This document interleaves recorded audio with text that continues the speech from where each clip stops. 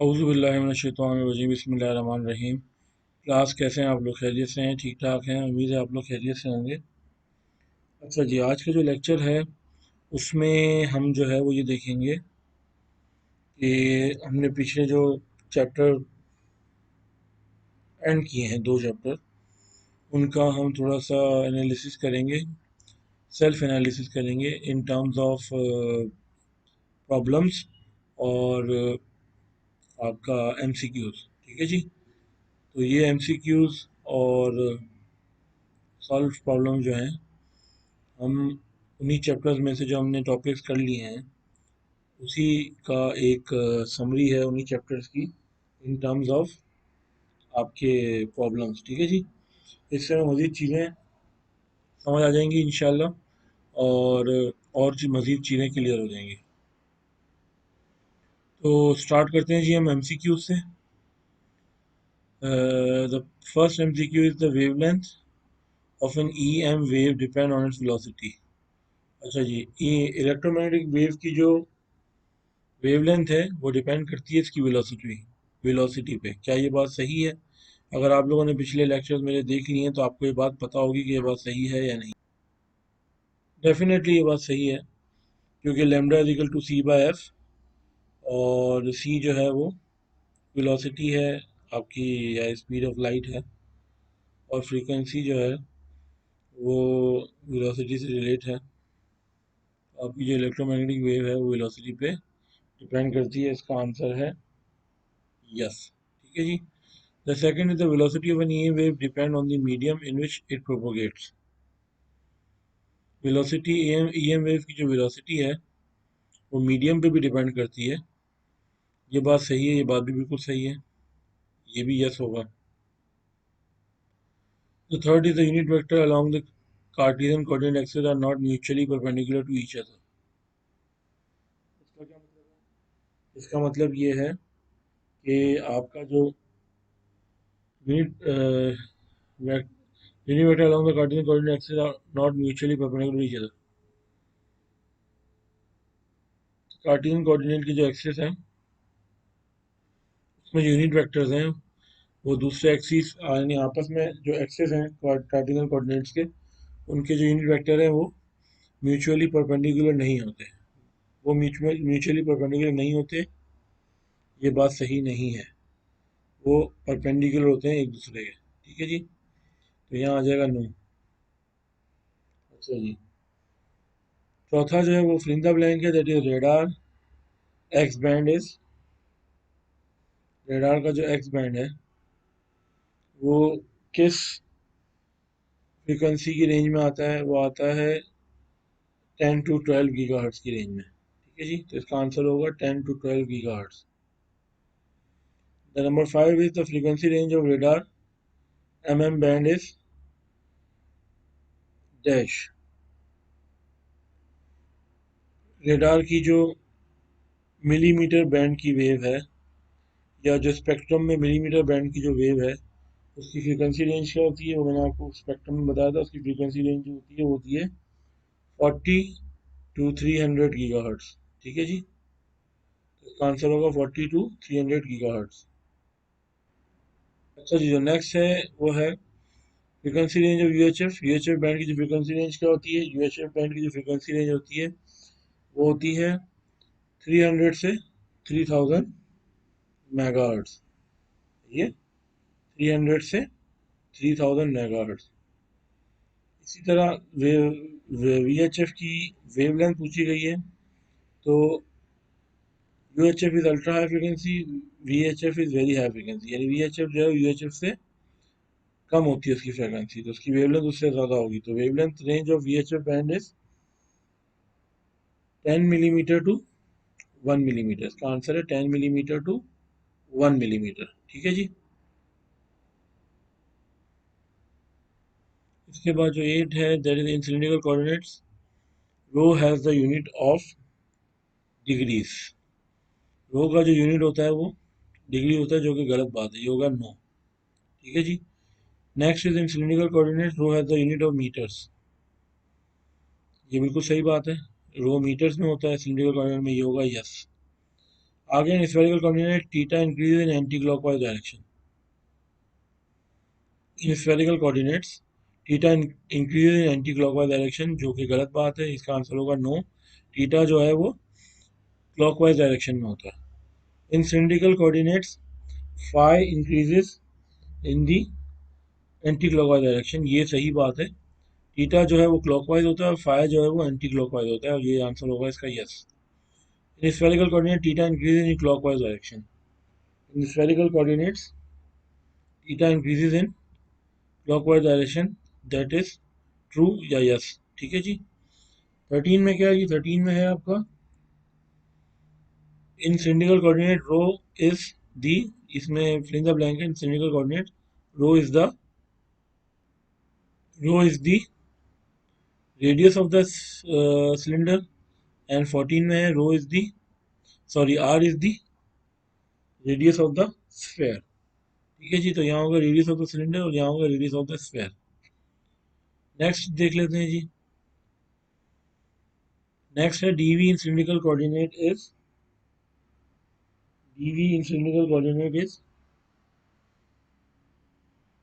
रो d rho d phi d Z.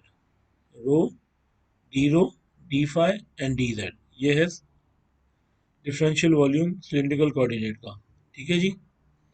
उससे आगे देखें जी, d l in spherical coordinate. D l in spherical coordinate means differential length in spherical coordinate is,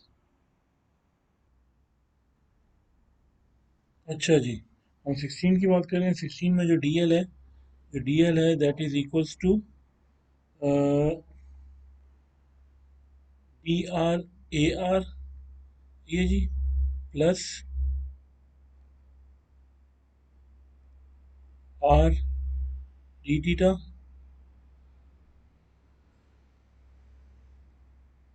A theta. ठीक है जी, plus r sine theta d phi a phi, ये है जी। ये किसके बराबर है?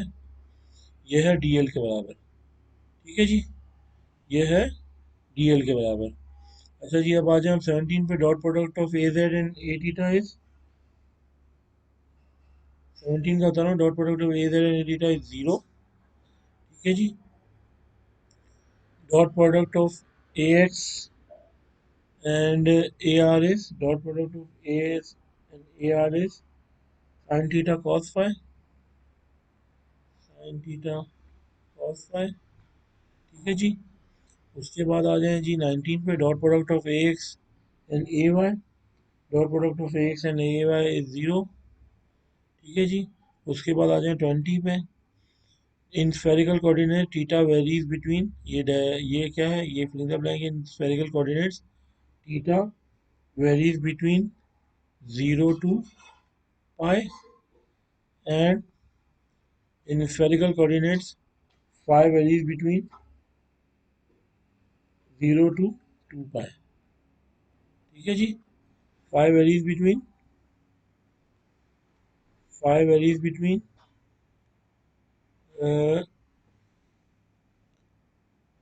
Phi varies between 0 to 2 pi. ठीक है जी। और इसके बाद अब आ जाएं 22 पे। The divergence of an incompressible fluid is, इसको छोड़ दें 22 को। 23 पे आ जाए। Del is a scalar operator, del is not a scalar operator, that is no. ठीक है जी। उसके बाद आ जाए जी हम कि del has dash units, del has 1/मीटर यूनिट्स। ठीक है जी।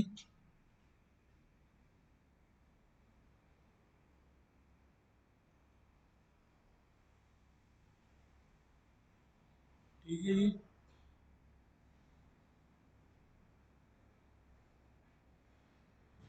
अच्छा जी।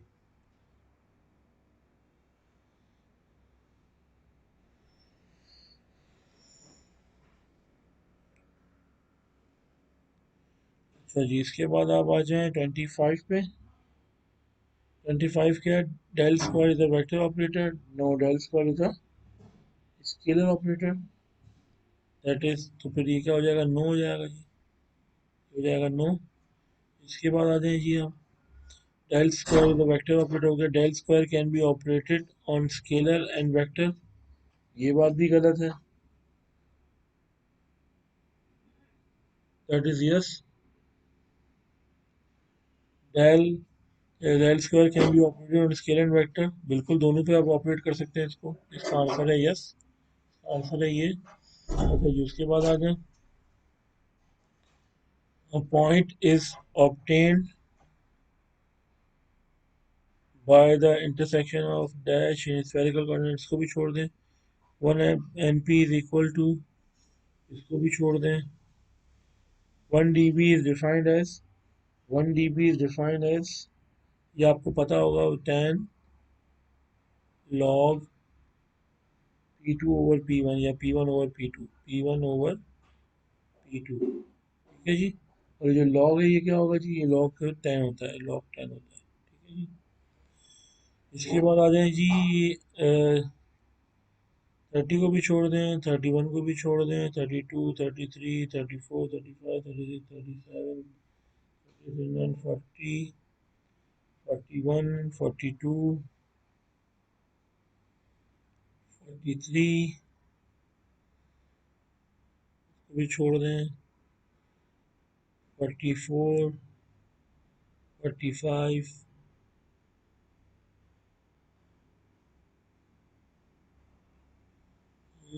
इसके बाद आप आ जाएं 46 in sorry 45 in cylindrical coordinate, phi is equal to constant is a plane. In cylindrical coordinates, phi is a constant in a plane. ये कौन सा है जी? ये है 45, 45 है ये जी। और ये आपका जो है ये है यस। सिलिंड्रिकल कोऑर्डिनेट फाई अगर कांस्टेंट है तो that is equal to the plane, ये बिल्कुल सही है, यस होगा ये, ठीक है जी। 46 का spherical coordinate theta is equal to constant is a cone, spherical coordinate theta constant is a cone, yes ये भी बात सही है, ठीक है जी। ये सही नजर नहीं आ रहा, that is a x dot, that is what is this, a x dot a rho is equal to sin phi, that is no. Ax dot a phi is equal to sin phi, that is no. Ay dot a rho is equal to 0, ये भी no. Az dot ap is equal to 0, ये सही है। इसके बाद az dot a phi 0 के बराबर है, az dot a phi 0 के बराबर है जी। ये भी आप देख लें कि ए जेड डॉट ए फाई 0 के बराबर है, ये भी सही बात है, ठीक है जी। इसके बाद है a y dot a phi cos phi के बराबर है, ये बात भी सही है जी। The gradient of a vector does not exist, तीन चीजें हमने आपको बताई थी, ग्रेडियंट, डाइवर्जेंस और कर्ल। ग्रेडियंट, डाइवर्जेंस और कर्ल, ग्रेडियंट जो है वो आप दोनों किसके बराबर निकालते हैं ये बताया था मैंने आपको। ग्रेडियंट हम हमेशा स्केलर के लिए निकालते हैं, ठीक है जी। तो इसका आंसर होगा no. Divergence of scalar does not exist, divergence हमेशा आप वेक्टर के लिए निकालते हैं, ठीक है जी। The gradient of a vector does not exist, हमने आपको बताया था ग्रेडियंट जो है वो हम स्केलर के लिए निकालते हैं, वेक्टर के लिए नहीं निकालते, वेक्टर के लिए नहीं निकालते। यहाँ यही लिखा हुआ था, ये होगा yes, divergence of a scalar does not exist, यानी डाइवर्जेंस हमेशा वेक्टर के लिए निकालते हैं, तो डेफिनेटली स्केलर के लिए नहीं होगा, ये भी होगा yes. Curl of a scalar exist, ये होगा no, that is 55 which is no. ठीक है जी। उसके बाद है डेल हैज नो यूनिट्स, ये भी है नो, ये यूनिट हम पहले बता चुके हैं इसका। डाइवर्जेंस ऑफ वाटर और ऑयल इज ऑलमोस्ट जीरो, ये इसको छोड़ दें क्योंकि इसकी मैथमेटिकल है, वो हम हमारी स्कोप से बाहर है, तो हम इसको नहीं देख रहे, लेकिन हम इसको आपको इसको सॉल्व करके बता देंगे कि ये क्या होगा। अच्छा जी, next divergence of gradient of scalar electric potential application of the potential, हमने इस स्कोप में भी नहीं देखा इसको, इसको भी जाने दें, इसको भी छोड़ दें। अच्छा, complex conjugate of a is equals to 2 plus J5 is 2 minus J5, complex conjugate 2 plus J5 का होगा 2 माइनस J, बिल्कुल सही है, ये यस होगा। A complex number is nothing, complex number b is nothing but this, x y का complex होगा x plus JY, बिल्कुल सही है, ये भी यस होगा। ये जी, इसको छोड़ दें।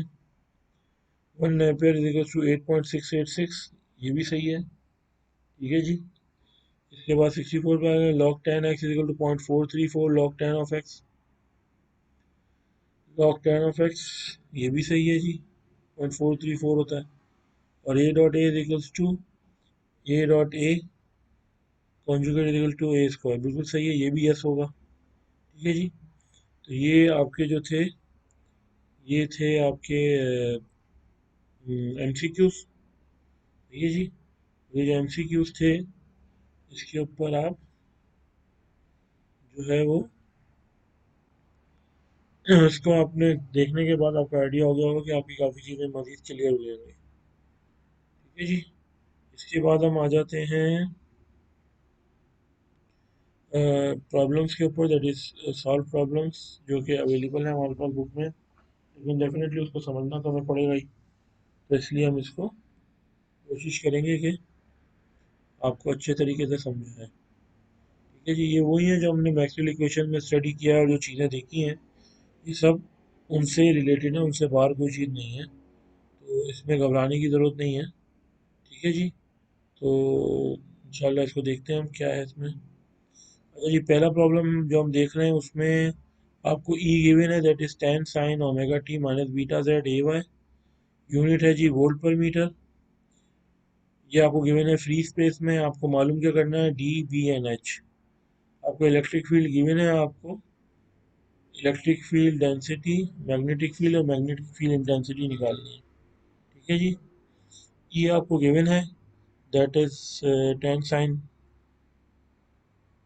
ब्ला ब्ला वोल्ट पर मीटर। आपको पता है डी जो है फ्री स्पेस में ई इंटू एप्सिलॉन होता है, तो sorry in in general condition, और फ्री स्पेस में ई और एप्सिलॉन नॉट हो जाता है, क्योंकि एप्सिलॉन नॉट जो है फ्री स्पेस में, एप्सिलॉन जो है फ्री स्पेस में एप्सिलॉन नॉट से डिनोट होता है, तो डी जो है बराबर हो गया एप्सिलॉन नॉट इंटू ई या E into epsilon not. Epsilon not आपको पता है कि 8.854 की पावर माइनस 12 फैरेड पर मीटर के बराबर होता है। आपने और ई और एप्सिलॉन नॉट को मल्टीप्लाई किया तो आपके पास डी आ गया, that is tan epsilon naught sine omega T minus beta Z A Y, क्योंकि आपके पास यूनिट वेक्टर है वो ए वाई है, यानी जो आपका ई है वो वाई की डायरेक्शन में है, और इसका यूनिट क्या है जी, डी का यूनिट होता है कूलम पर मीटर स्क्वायर। मैं शायद आपको बताना भूल गया हूँ या बताया भी होगा तो मुझे याद नहीं है, लेकिन ये बात ध्यान में बिठा लें कि इस सब्जेक्ट में अगर आप किसी भी क्वांटिटी के आगे यूनिट नहीं देते, तो इसका मतलब ये है कि आपको इस सब्जेक्ट का कुछ नहीं पता। ठीक है जी। और हम ये बिल्कुल नहीं चाहेंगे कि आपको इस सब्जेक्ट का कुछ ना पता हो। ठीक है जी। तो कोशिश करें कि चीज़ों को समझें, और जब आप समझ जाएंगे तो आपको खुद समझ आएगा किस चीज़ के आगे क्या यूनिट लगाना है। अच्छा जी, उसके बाद इस सवाल में आपको बी और एच भी निकालने हैं, डी आप निकाल चुके हैं, बी जो है आप निकालेंगे सेकंड मैक्सवेल इक्वेशन से, जो कि है del cross E equals to minus B dot, B dot का मतलब ये है डावा बी बाय डावा टी। ये डेल क्रॉस ई इसके बराबर होता है अगर आप मैट्रिक्स फॉर्म में देखें तो, ये डेल और ई को अगर आप क्रॉस करेंगे तो आप डिटरमिनेंट फॉर्म में इस तरह लिखेंगे। ई क्योंकि आपको वाई की डायरेक्शन में गिवन है तो सिर्फ वाई की डायरेक्शन में ही आएगा यहाँ। ठीक है जी, तो यहाँ आपने लिख दिया। अब इसको आपने डिटरमिनेंट की फॉर्म से मल्टीप्लाई किया तो आपके पास जो क्वांटिटी बच गई वो बच गई ये।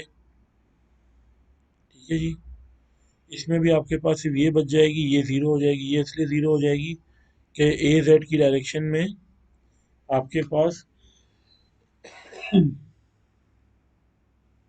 सॉरी ये क्वांटिटी ख़त्म हो जाएगी आपकी।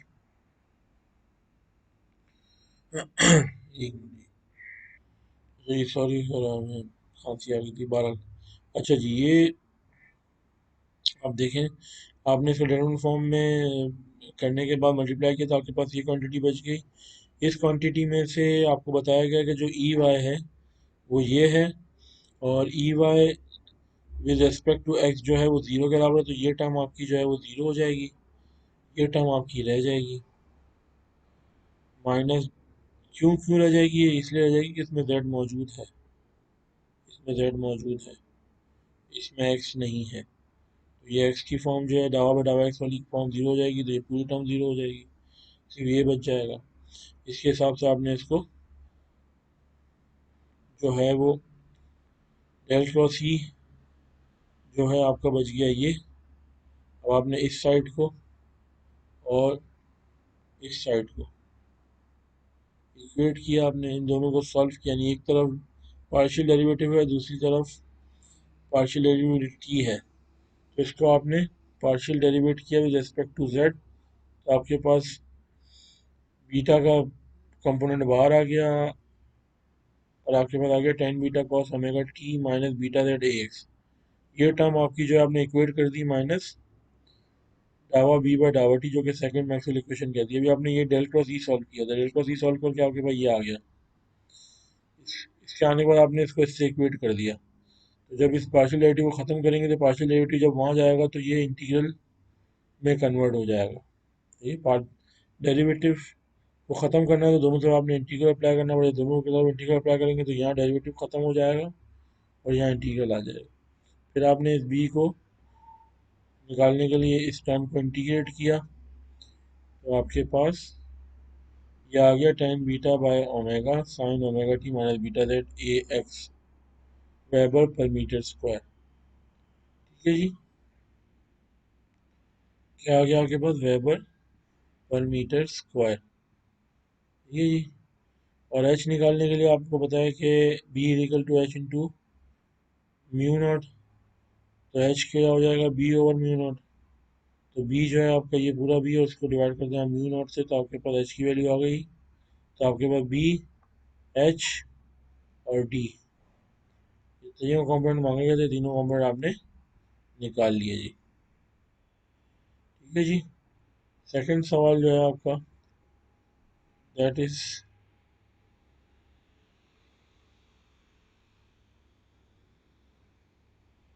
अच्छा जी, that is problem 2.4। In problem 2.4, in free space, what is given? It is given that in free space, the magnetic field of an electromagnetic wave is given by H। आपको यहाँ magnetic field given है 0.4 omega epsilon naught cos omega T minus 50 X A Z ampere per metre. अच्छा, ये आपने मालूम क्या करना है? Electric field and displacement current. ये जो डिस्प्लेसमेंट करंट क्या होता है? डिस्प्लेसमेंट करंट होता है जे। ठीक है, और आपने डी भी निकालना है।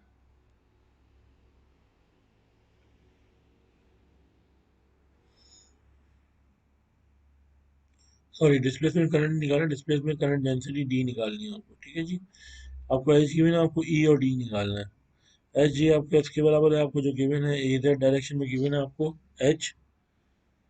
आपको पता है कि जो थर्ड इक्वेशन है that is del cross H equal to D plus J. ठीक है जी, फ्री स्पेस में जो है, अगर ये आपको फ्री स्पेस में गिवन है तो आपका जो जे है वो जीरो हो जाएगा, तो del cross H equal to D dot के बराबर होगा जी। फिर वही del cross H equal to D dot is equal to डावा डी बाय डावा टी। डी आपको पता है ई इंटू एप्सिलॉन नॉट के बराबर होता है, आपने इसको मजीद सिंप्लीफाई कर दिया तो ये टर्म आपके पास आ गई, डावा ई बाय डावा टी इंटू एप्सिलॉन नॉट। ठीक है जी, अब आपने इसको सिंप्लीफाई कर दिया तो ये टर्म आपके पास आ गई, डावा ई बाय डावा टी इंटू एप्सिलॉन नॉट। ठीक है जी, अब आपने इसको सिंप्लीफाई कर दिया तो ये टर्म आपके पास आ गई, डावा ई बाय डावा T into epsilon not.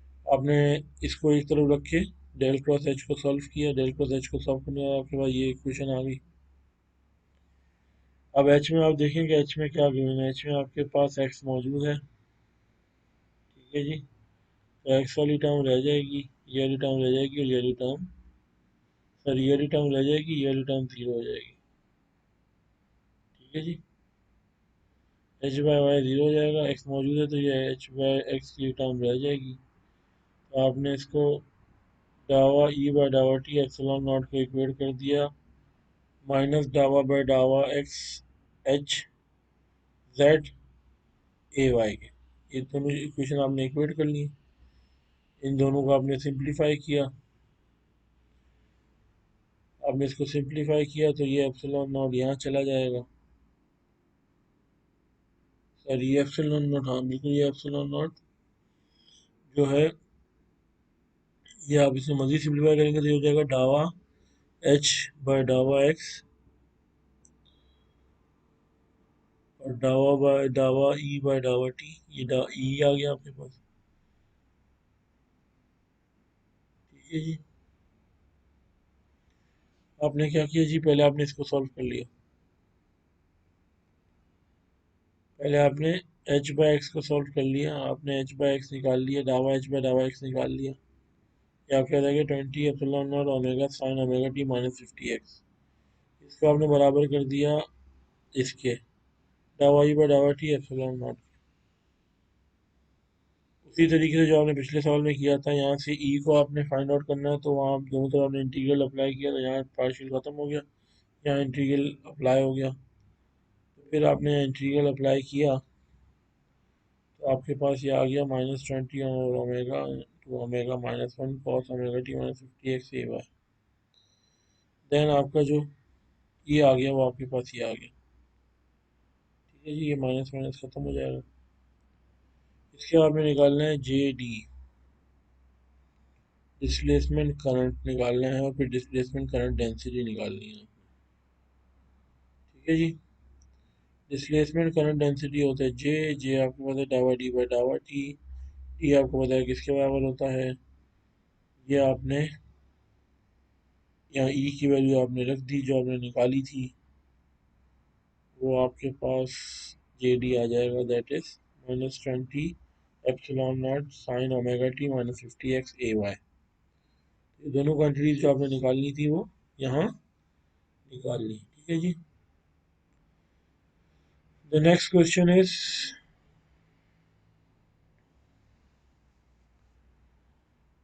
h is equals to cos something and e is equal to this in free space, find the frequency, phase constant and intrinsic impedance।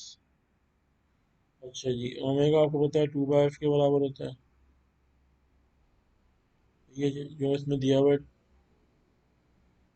10⁸, क्योंकि cos omega T minus beta Z है ना, तो omega is 10/8, ठीक है जी। F निकाल लें, F आपने कैसे निकाला जी, 10/8 डिवाइड बाई 2 पाई, यहाँ से सिंप्लीफाई किया ना इसको, 2 pi F is equal to 10⁸, तो F is equal to 10⁸ divide by 2 pi. F आ गई आपके पास 15.9 मेगाहर्ट्ज। फ्रीक्वेंसी आपके पास आ चुकी है, फ्रीक्वेंसी से आप वेवलेंथ निकाल सकते हैं बड़े आराम से, लेकिन उन्होंने पहले निकाला है जी beta, that is 2 pi by lambda is equal to W over V. Lambda पहले उन्होंने निकाला जी C by F, C is speed of light 3⁸, F आपने निकाल ली थी दैट इज 15.9 मेगा। लैम्डा आपके पास आ गया जी 18.86 metre. Beta 2 pi by lambda के बराबर है, लैम्डा आप निकाल चुके हैं, तो बीटा में हमने 2 पाई बाय लैम्डा की वैल्यू डाली और आपके पास बीटा की वैल्यू आ गई। Then intrinsic impedance is the ratio of E over H, that is 377 ohms in free space। तो ये निकालनी होती है, ये अंडरस्टूड है अगर फ्री स्पेस में है तो। और ये क्या था जी, F H is equal to this in free space, okay given and. अगर याद रखिएगा अगर कोई कंडीशन ना गिवन है उसका मतलब है कि फ्री स्पेस जो है वो अंडरस्टूड है, और अगर कोई कंडीशन गिवन है तो फिर वो फ्री स्पेस में नहीं है, और अगर फ्री स्पेस गिवन है तो फिर एक अलग बात है, नहीं भी गिवन और कोई कंडीशन नहीं भी गिवन तो वो फ्री स्पेस में कंसिडर होगा, ठीक है जी। अच्छा जी, नेक्स्ट क्या है जी? नेक्स्ट सवाल है आपका, find the electric flux density and volume charge density if the electric field E in a medium whose epsilon R is 2। यहाँ आपको फ्री स्पेस नहीं गिवन, यहाँ आपको गिवन है एक मीडियम जिसका एप्सिलॉन आर आपको 2 गिवन है। ठीक है जी, आपको निकालना क्या है? Electric flux density and volume charge density, यानी कि आपको डी निकालना है और आपको रो वी निकालना है। डी आपको पता है इंटू एप्सिलॉन के बराबर है, और अगर फ्री स्पेस नहीं है तो एप्सिलॉन जो है वो एप्सिलॉन नॉट और एप्सिलॉन आर के बराबर होगा। एप्सिलॉन नॉट आपको पता है 8.854 की पावर -12 के बराबर होता है। एप्सिलॉन आर आपको 2 गिवन है, मल्टीप्लाई कर दिए ई के साथ, तो आपके पास जो डी आ जाएगा वो ये आ जाएगा। ठीक है जी, सॉल्व करेंगे तो ये आ जाएगा, कैलकुलेट करेंगे कैलकुलेटर। अच्छा जी, Maxwell equation, from Maxwell equation हमें बताया डेल डॉट डी जो है वो डाइवर्जेंस ऑफ डी के बराबर होता है। डाइवर्जेंस ऑफ डी आप निकालेंगे तो वो रो वी के बराबर होता है, और रो वी जो है ये ईएमएफ में मैंने पढ़ाया था आपको, डाइवर्जेंस थ्योरम,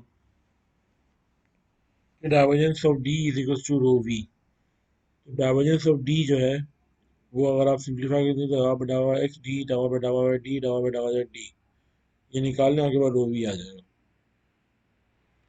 इसको रेस्पेक्ट टू एक्स करें, इसको रेस्पेक्ट टू वाई करें, इसको respect to Z partial derivate करें, तो आपके पास डेल डॉट डी आ जाएगा जो कि रो वी के बराबर है। आपके पास रो वी क्या आ गया? ये आ गया। यूनिट क्या है इसका? इसका यूनिट है कूलम पर मीटर क्यूब।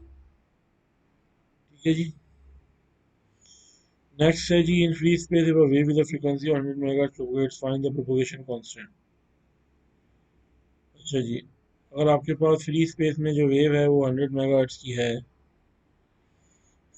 तो आपको क्या निकालना है? Propagation constant. प्रोपगेशन कांस्टेंट किसके बराबर होता है? प्रोपगेशन कांस्टेंट होता है गामा के बराबर, जो कि फ्री स्पेस में J omega under root mu naught epsilon naught. ठीक है जी, और अगर आप इस इक्वेशन को मजीद सिंप्लीफाई करना चाहते हैं तो ये वैल्यू डाल दें, वी नॉट की। वी नॉट क्या? 1/, under root mu naught epsilon naught. तो इसको आप अंडर रूट में ले जाएंगे तो ये वी नॉट के बराबर हो जाएगा, तो वी नॉट नीचे आ जाएगा। ठीक है जी, अच्छा जी, अब इसको आपने जे ओमेगा एस 2 पाई एफ, 2 पाई की वैल्यू आपके पास है, एफ आपके पास गिवन है, दैट इज 100 मेगाहर्ट्ज। ठीक है जी, वी नॉट जी आप अभी निकालेंगे।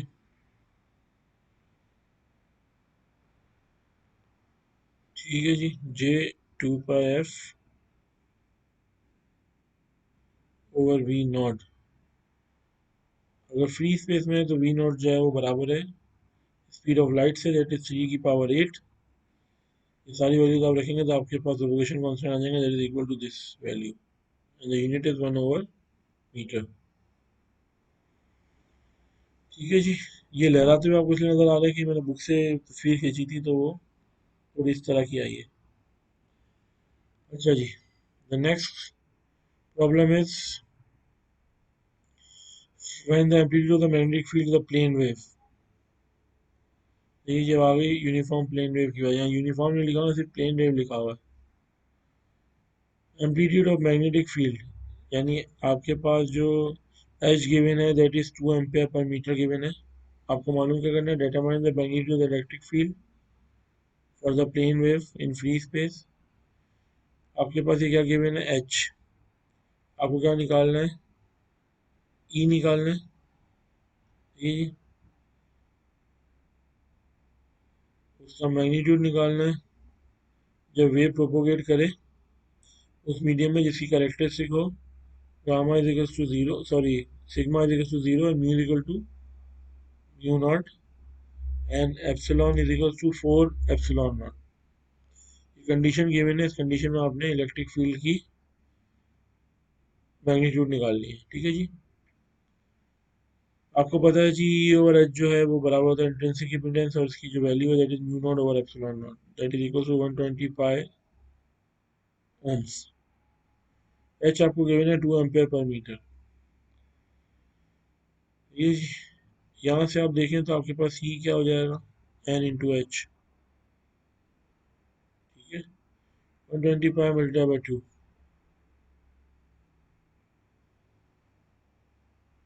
ये आपसे फ्री स्पेस में मांग रहा है ना, तो ये आपने इसको 125 ले ली वैल्यू उसकी, उसको मल्टीप्लाई कर दिया 2 से, तो ये आपके पास आ गया ई, दैट 2 इज द एच। ये आपके पास आ गया 240 पाई वोल्ट पर मीटर। सेकंड सवाल आपसे क्या पूछा है जी? सेकंड सवाल आपसे पूछा है जी कि आपने निकालना है इलेक्ट्रिक फील्ड का मैग्नीट्यूड और फला फला कंडीशन गिवन है आपको। ठीक है जी।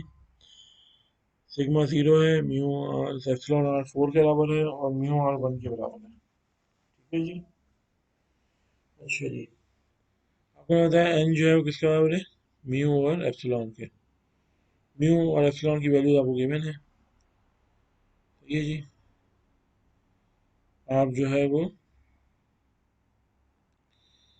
म्यू और एप्सिलॉन की वैल्यू डाल के ये रिलेशन अप्लाई करेंगे, आपके पास एन आ जाएगा। फिर एन से आप ई निकाल लें, तो आपके पास ये आ जाएगा 120 पाई वोल्ट पर मीटर। ठीक है जी। तो इसका जो इलेक्ट्रिक फील्ड जो है इस कंडीशन में वो इससे आधी हो जाएगी। ठीक है जी। अच्छा जी, अब आ जाए जी नेक्स्ट सवाल पे। The next question is a medium like copper conductor which is characterised by the parameters sigma, epsilon R, mu R, supports a uniform plane wave of frequency 60 Hz. Find the attenuation constant, propagation constant, intrinsic impedance, wavelength and phase velocity। बहुत सारी चीज़ें पूछी हैं जी, attenuation constant, propagation constant, intrinsic impedance, wavelength and phase velocity, 5 चीज़ें पूछी हैं। अच्छा जी, सबसे पहले जी हम एक वेल नोन रेशियो इसमें इस्तेमाल करेंगे जो कि होता है सिग्मा ओवर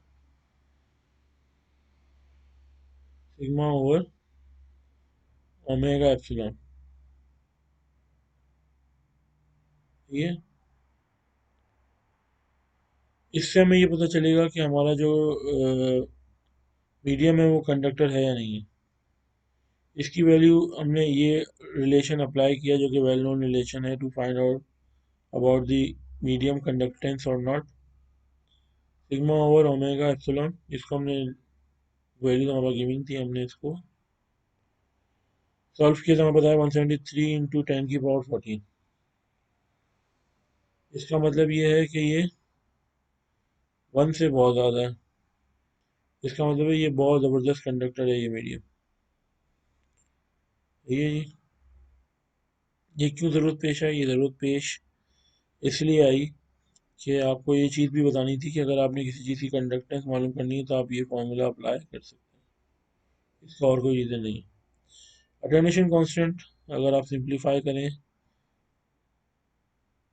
तो आपके पास ये फॉर्मूला आता है, इसका अंडर रूट लगा के omega mu sigma over 2 under root. इसको आपने सॉल्व किया तो आपके पास आपके ओमेगा भी है क्योंकि फ्रीक्वेंसी है 2 पाई एफ। म्यू आपके पास जो है गिवन है दैट इज म्यू आर 1 और सिग्मा आपके पास गिवन है 5.8 के बाद 7 डिवाइड बाई 2। सॉल्व किया गया 117.2 आ गया। ठीक है जी, यूनिट है 1/मीटर। फेज कांस्टेंट पे आ जाए जी, बीटा यही वैल्यू है कंडक्टर के लिए, सेम वैल्यू। प्रोपोगेशन कांस्टेंट होता है अल्फा प्लस जे बीटा, पहले बता चुके हैं हम आपको प्रीवियस लेक्चर में, तो that is alpha plus J beta, same value. ठीक है जी। वेवलेंथ,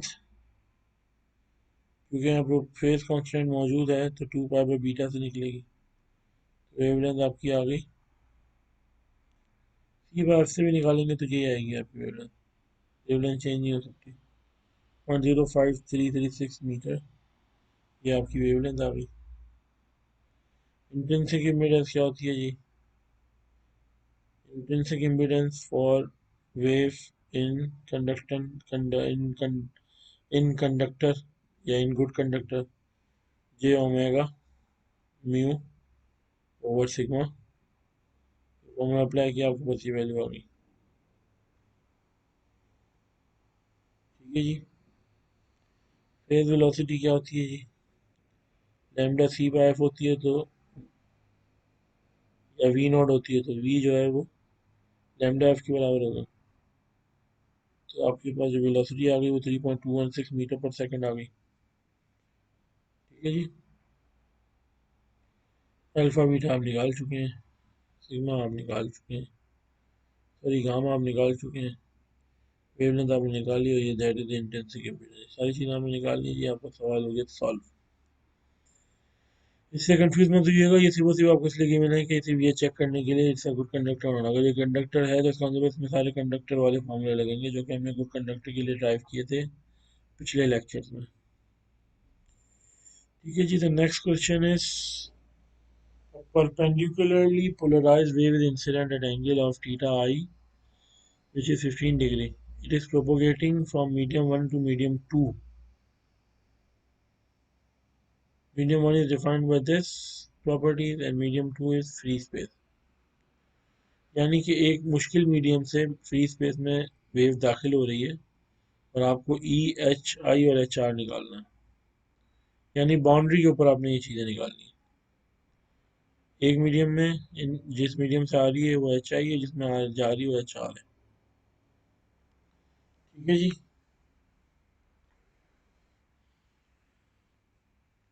सॉरी, जिससे आ रही है वो आर है और जिसमें जा रही है वो आई है।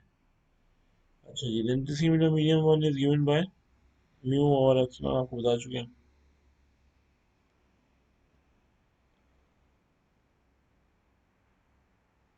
हमने इसकी वैल्यू निकाल ली, दैट इज 129 ओम्स।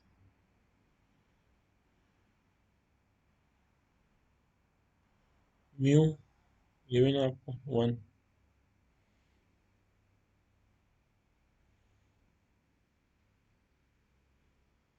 ठीक है। एप्सिलॉन की वैल्यू आपको पता है, लेकिन यहाँ गिवन है 8.5, 1/8.5। कोई फर्क नहीं पड़ेगा इसको, म्यू इंटू म्यू नॉट और एप्सिलॉन नॉट। म्यू नॉट जो है आपके पास वो 1 होता है जी, और एप्सिलॉन नॉट की अपनी वैल्यू है, दैट इज 8.854। ये दोनों वैल्यूज मल्टीप्लाई हो जाएंगी, यानी ओवरऑल आपके पास जो फ्री स्पेस में 377 ओम्स है वो मल्टीप्लाई हो जाएगी आपकी इस वैल्यू के साथ, तो आपके पास आ जाएगा 129 ओम्स। ठीक है जी। सेकेंडली आपको यही चीज़ आपने मीडियम 2 के लिए निकालनी है, तो वो तो फ्री स्पेस है, तो इसमें तो 377 ओम्स ही होगी। ये जी। अच्छा जी। अब आपने क्या निकालना है जी? अब आपने निकालना है इंट्रिंसिक इम्पीडेंस, आपने निकाल ली। Determine E R H I and H R. अच्छा जी। आपने ई आई एच आई निकालना चाहिए। इन्होंने कहा by Snell's law sine theta I over sine theta T is equals to epsilon over 2 over epsilon 1, यानी कि सेकंड का एप्सिलॉन डिवाइड बाय फर्स्ट का एप्सिलॉन, और epsilon naught divide by epsilon naught into 8.5। ये epsilon naught into epsilon R है ना, और second वाला तो फ्री स्पेस है तो उसमें एप्सिलॉन नॉट ही रहेगा। तो इसका जो थीटा टी है वो निकल आएगा यहाँ से 49 डिग्री। थीटा टी जो निकलेगा निकलेगा 49 डिग्री। ठीक है जी। क्योंकि आपके पास इनिशियली 15 डिग्री दिया हुआ है फर्स्ट थीटा आई। थीटा आई आपको 15 डिग्री गिवन है, थीटा टी निकालना है आपको, सारी वैल्यूज आपके पास हैं। थीटा टी आपके आ गया 49। आपने रिफ्लेक्शन कोफिशिएंट से आपने E R over E I N two cos theta minus N one cos theta I और N two cos theta I plus N one cos theta I, ये आपने कॉन्जुगेट लगा दिया जी इलेक्ट्रिक फील्ड्स का, जहाँ जा रही है वहाँ और जहाँ से आ रही है वो भी। तो आपके पास ये ई आई गिवन था, ई आई आपके पास गिवन है, दैट इज 1 मिली वोल्ट। ई आई आपके पास गिवन था, आपके पास ई आर आ गया यहाँ से, दैट इज 0.49। उसके बाद जी आपके पास आ गया ई आर आपने निकाल लिया, आपके पास रह गया ई आई ई आर आ गया जी। आपके पास रह गया एच आई और एच आर। एच आई भी शायद आपको गिवन है, दैट इज नहीं, एच आई भी आपको निकालना है, ठीक है जी। एच आई आपका ई ओवर एच जो है वो एन के बराबर होता है, बिल्कुल सही है। तो एच आई किसके बराबर होगा? एच आई बराबर होगा ई ओवर एन के। ई आई आपके पास गिवन है 1 की पावर -3, एन वन आप निकाल चुके हैं, एच आई आपके पास ये आ गया। इसी तरह ई आर और एच आर एन वन के बराबर होगा, ये जी। ई आर आपके पास आ चुका है, ठीक है जी। एन वन आपके पास मौजूद है, ठीक है जी। और एच आर आप यहाँ से निकाल लेंगे जी। एन वन आप यहाँ निकाल चुके थे 129। इम्पीडेंस तो एक ही होगी ना, एक मीडियम से दूसरे मीडियम में जाते हुए इम्पीडेंस थोड़ी चेंज होगी। हर मीडियम की इम्पीडेंस थोड़ी निकालना है, दाखिल होते वक्त की निकालना है ना। पहले बताया था इंटरसिंग इम्पीडेंस क्या होती है, दाखिली resistance, that is N one, ठीक है। तो ये आपका एच आर आ गया यहाँ से जी। तो ये सवाल आपका हो गया सॉल्व। अच्छा जी, ये कुछ सवाल थे जो मैंने सेलेक्ट किए थे, डिफरेंट कैटेगरी वाइज के डिफरेंट सवाल होंगे तो आपको इजी रहेगा, और ताकि आप हर किस्म के सवाल कर लें, आपको प्रॉब्लम ना हो। तो ये था जी आज का लेक्चर, जिसमें हमने डिस्कस किया एमसीक्यूज़ को और सॉल्व प्रॉब्लम्स को, ताकि आपका मज़ीद जो चीज़ें हैं वो क्लियर हो जाए। तो थैंक यू वेरी मच, उम्मीद है कि आपको समझ आया होगा, और अपना ख्याल रखिएगा, अपने इर्द गिर्द वालों का ख्याल रखिएगा। Thank you very much. अल्लाह हाफिज़।